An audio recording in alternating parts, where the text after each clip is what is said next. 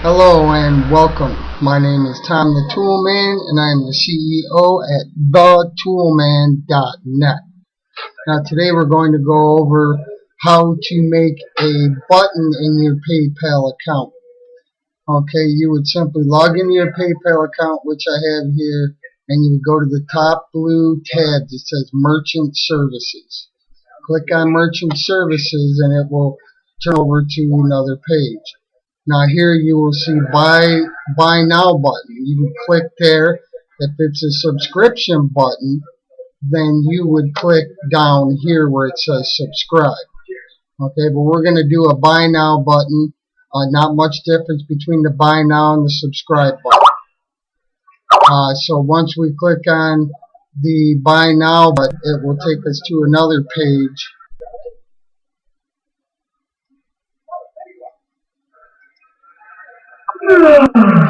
And here we have the form in which we will see to make the buy now button.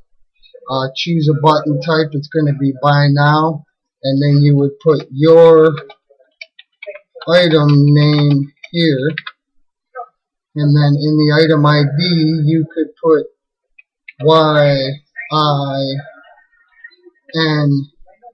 YINH, an acronym for your item name here. Okay, simply come down to the next button, which is price.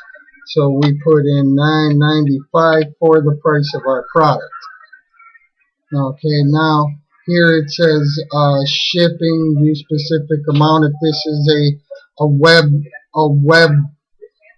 based product and it gets delivered to them digitally, then you don't have to worry about this or the tax. You would simply use my secure merchant account ID. That way your number one email will be put inside the payment slot.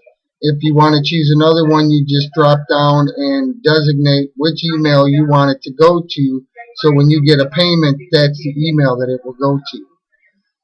On step number 2, you don't really have to mess around with any of this unless you are using a physical product. Okay, we're doing the digital one, so you would come down here, Custom Advanced Features. You would click on that and it would bring up the page, and it says here customize checkout pages. I don't mess with this, that way I know that the button is going to work. If you're advanced in HTML, then you can do this and set up your payment page the way you like it. Okay, this box here, can your customer add special instructions and a message to you? You can tick yes, and that's yes by default, so they'll be able to leave a message if they so think about it or desire. Okay, so now you move down to the next boxes where it says, do you need your customer shipping address? This is clicked yes on default.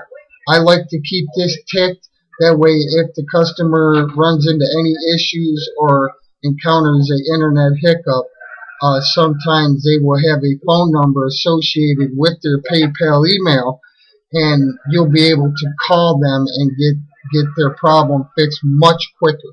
Okay, so now you can tick this box here, and it says take customers to this URL when they cancel their checkout.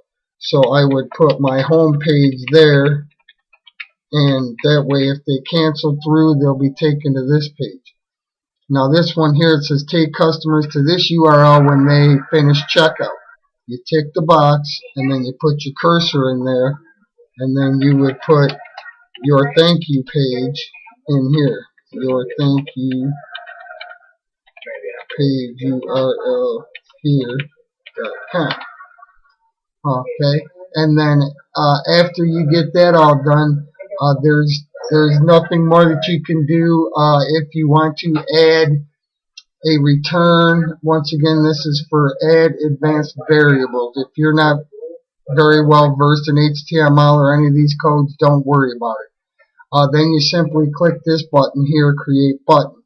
Once you do that, it will give you a choice of just to either use the PayPal button, or you can send them a link in the email. Since I hadn't done anything to make it a valid button, this is what came up.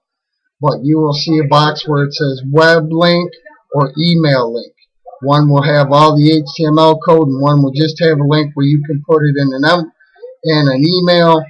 You can add that on your page and just link your pay button to it. So there's many different ways you can use it. Alright, so this is just a quick tutorial. I hope this helped you out, and as soon as you get making PayPal buttons, the sooner you'll be making money. Alright, this is Tom the Toolman, CEO at thetoolman.net, signing off.